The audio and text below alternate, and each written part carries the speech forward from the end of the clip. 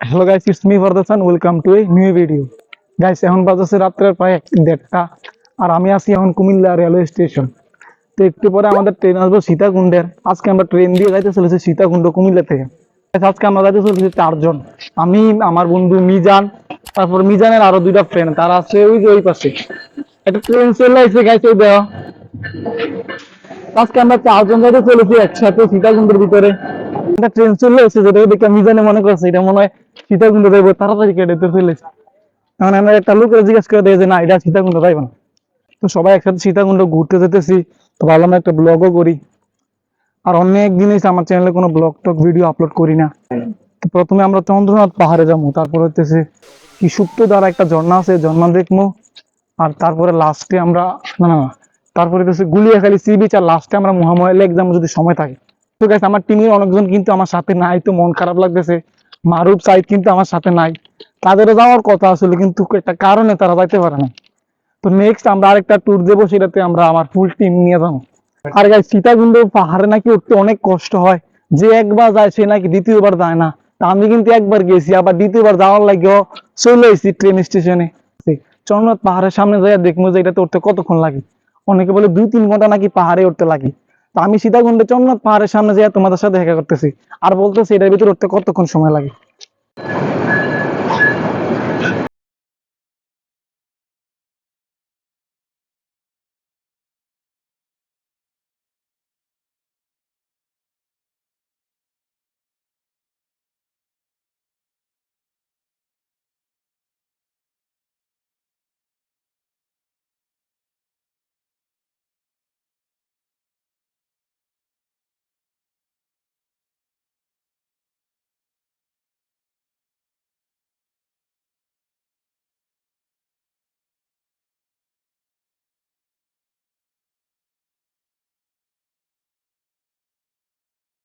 স্টেশনে থামছি, জানি না এটা কোন স্টেশন, এটার নাম কি? ফেনী স্টেশন। গাইস, আমরা ফেনী স্টেশন চলে এসেছি। মুখলা বয়স দিচ্ছে, মুখলা পরে বয়স। ফেনী স্টেশনে ট্রেন দাঁড়িয়েছে। ও আমি কোথায় ঘুমামো।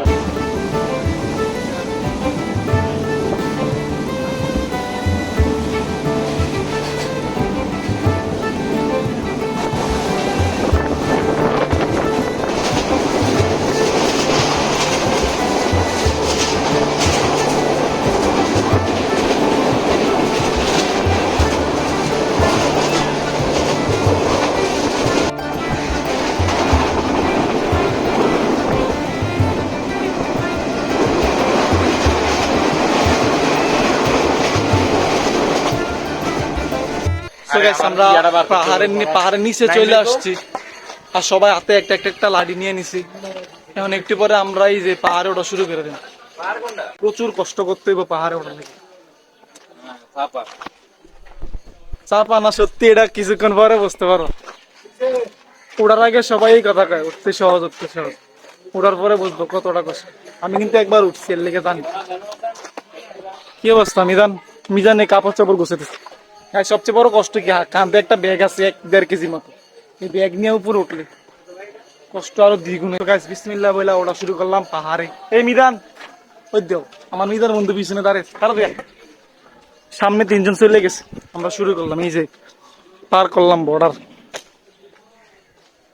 আজকে কিন্তু প্রচুর রোদ পড়তেছে, তাই না? রোদ দিয়ে পাহাড় উঠতে কতটা কষ্ট হয়, কিছু করার নেই, কষ্ট করে উঠতে হবে। মিজান, আপনি রোদ দেখিস নি কত বেশি? এই রোদের ভিতরে গাইস আজকে প্রচুর কষ্ট হবে পাহাড়ে উঠতে। আমি গত একবার 1 বছর আগে উঠছিলাম, তখন এত বেশি রোদ ছিল না, তবুও যেই পরিমাণ কষ্ট হয়েছে। আর এখন রোদ, ওই যে দেখা গাইস পাহাড় দেখা যায় এদিক থেকে, ওই যে পাহাড় দেখা যাইতেছে।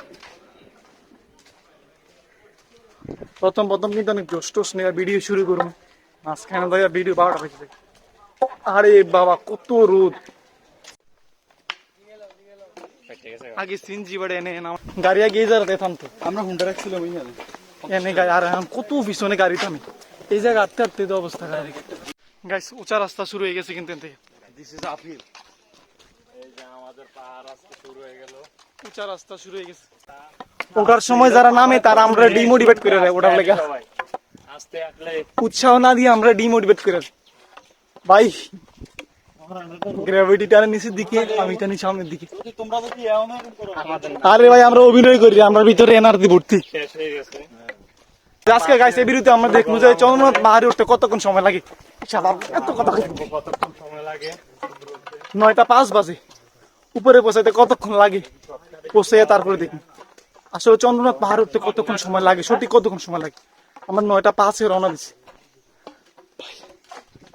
বিশ্বাস করে খারাপ লাগতেছে, এই সামান্য এতটুকু করছি, এতটুকু করার পরে আমার খারাপ লাগতেছে। আর তারা নাকি কত চ্যালেঞ্জ ম্যানেজ করছে।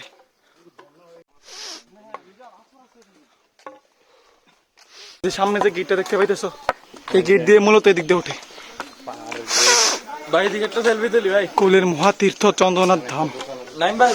এই গেট দিয়ে মূলত ঢুকা হয়। গেট দিয়ে ঢুকার পরে এখানে 2টা রাস্তা হয়। এনে একটা ভুল সবারই হয়, এই যে এটা হচ্ছে উপর থেকে নামার রাস্তা, আর এটা হচ্ছে উপরে ওঠার রাস্তা। এদিকে হচ্ছে সিঁড়ি। যদি কোনো কারণে বলে এদিক দিয়ে চলে তাহলে প্রচুর কষ্ট হইব।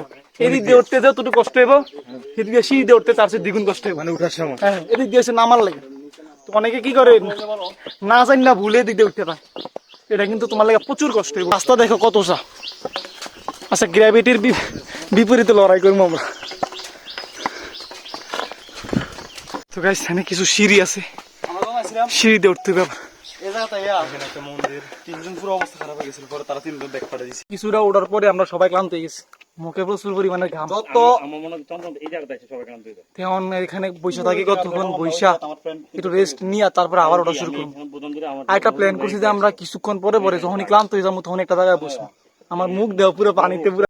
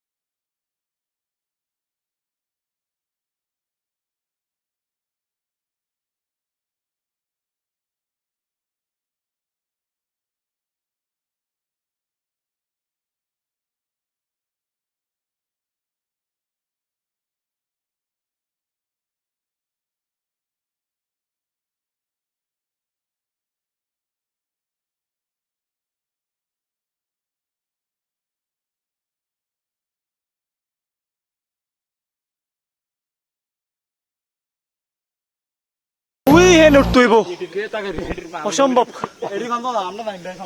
ভাই, আমার মোবাইলটা ব্যাগে রেখে দেব, মোবাইলটা হাতে নেওয়ার শক্তি নেই আমার।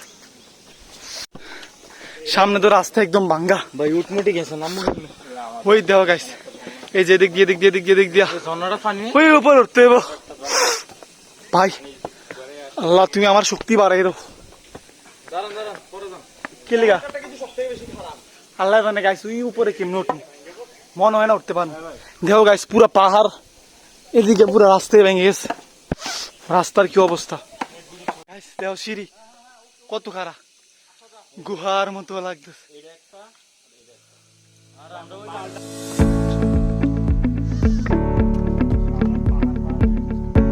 পাহাড় সীতাকুণ্ড একবার দ্বিতীয়বার আমরা খেলে গেছিলাম। এদিকে এদিকে আমার মনে আছে।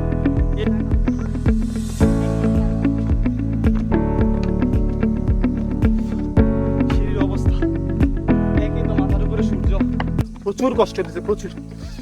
ভাই এই জায়গায় এই জায়গায়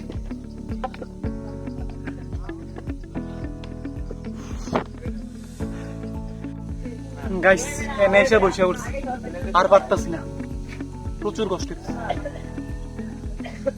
এমন ভাবতেছি উপরে যাবো কি যাবো না, উপরে যাওয়া নিয়ে দেখো আমি কেমন একটা জায়গার ভিতরে বসে আছি। এই যে রাস্তায় তো দেখা যায় না,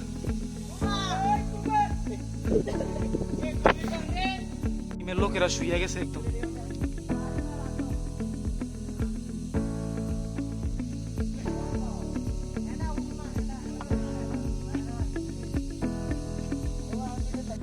গাইস এই জায়গাটা দেখো পুরো মাথার উপরে পাহাড়, এই যে রাস্তা, আর রাস্তা পুরো মাথার উপরে পাহাড়। যদি এন থেকে পাহাড় ভাঙ্গা পড়ে একদম শেষ। আমার মনে হয় সীতাকুণ্ডের সবচেয়ে ভয়ানক রাস্তা হচ্ছে এই জায়গা, সবচেয়ে ভয়ানক আর টাফ রাস্তা হচ্ছে এই জায়গায়। বৃষ্টির সময় এই জায়গাটার অবস্থা একদম খারাপ না। রাস্তাটা দেখো কতটা ভয়ানক।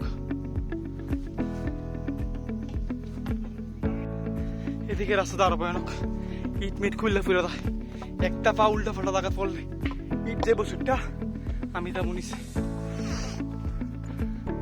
গাইস দেখো এখানে তো কোনো রাস্তাই নেই, ইটের অবস্থা দেখো ওই মাথার উপরে।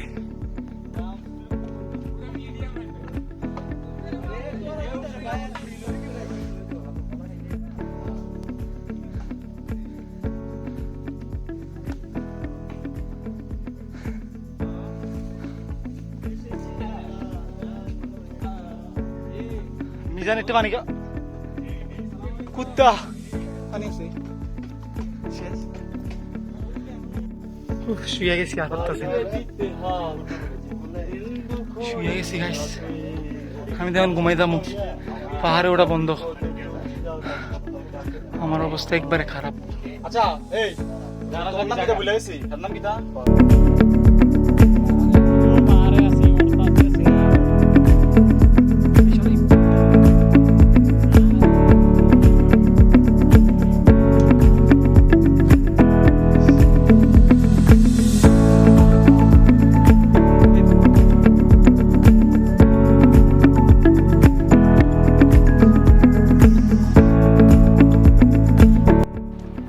সো গাইস, অবশেষে অনেক কষ্ট আর ক্লান্ত শরীর নিয়ে আমি উঠে পড়েছি যে একদম উপরে মন্দিরটা আছে, সেই উপরে মন্দিরের নিচের মন্দিরটাতে।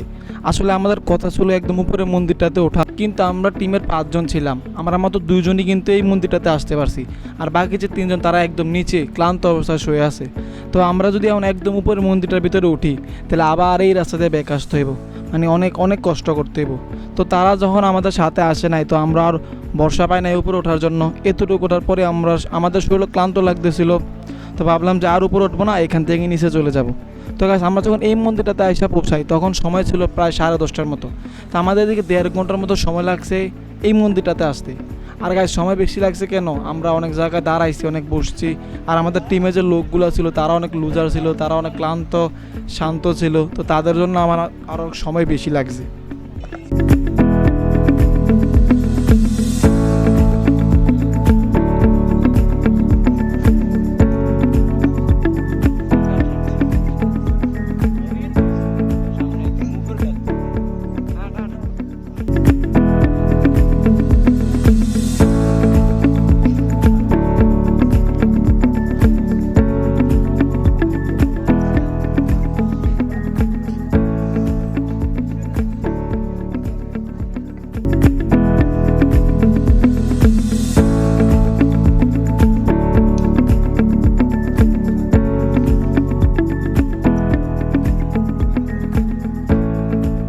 গাইস মনে করছিলাম এটার ভিতরে ওঠার পরে সামনে যে মন্দিরটা আছে আরেকটা পাহাড়ের উপরে, এই যে ক্যামেরাতে দেখা যাচ্ছে কিনা জানি না, ওই যে উপরে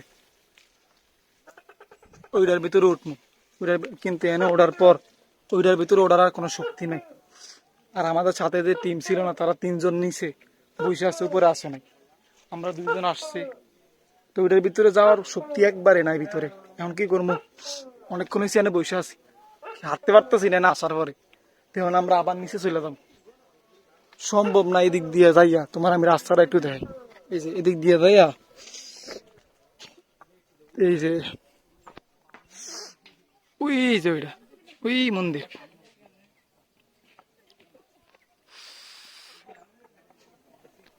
প্ল্যান কিন্তু ছিল ওইটার ভিতরে যাবো, কিন্তু আমরা 2-3 জন টিমের 3 জন কিন্তু নিচে, তারা এই মন্দিরে আসে না। তো এনে আসার পর ভাই প্রচুর ক্লান্ত আর প্রচুর কষ্ট লাগতেছে, এনে আইতে আমরা পুরো দম বাইরে গেছি।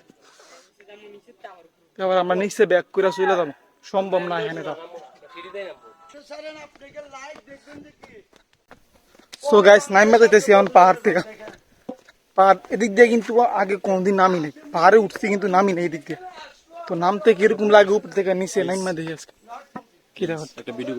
তো গাইস পাহাড় থেকে প্রায় অর্ধেক নাইমা চলে এসেছি। আমাদের টিমের যে বাকি 3জন তারা ওই যে নিচে আছে। তো আমরা একটা প্ল্যান ছিল গাইস, আমরা একদম উপরে উঠবো সবাই। 5 জনের একটা টিম ছিলাম, 5 জন। কিন্তু তারা 3 জন অর্ধেক উঠতে আসে, পুরো শরীরের শক্তি শেষ।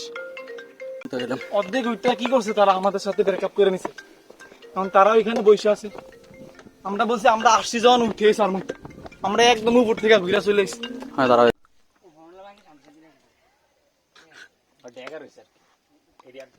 ক্লান্ত হয়ে এখানে বসে রয়েছে। আমার কাছে সবচেয়ে বিপজ্জনক রাস্তা এই জায়গার রাস্তাটা মনে হচ্ছে।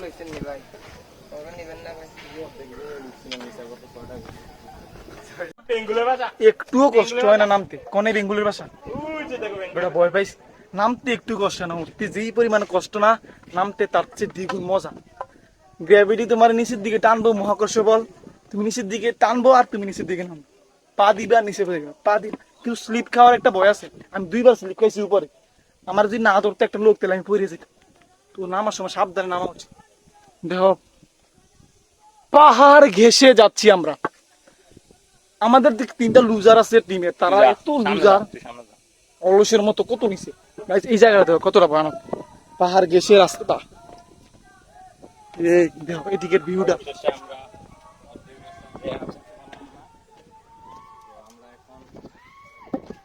আমার সবচেয়ে বড় ভুল হয়েছিল লাড়িটা নিয়ে।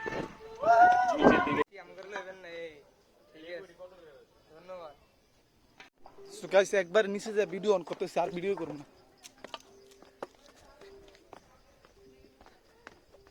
তো গাইস অবশেষে আমরা নেমে পড়েছি পাহাড় থেকে। তো পাহাড় থেকে নামার পর দেখলাম যে সময় তখন 12:30।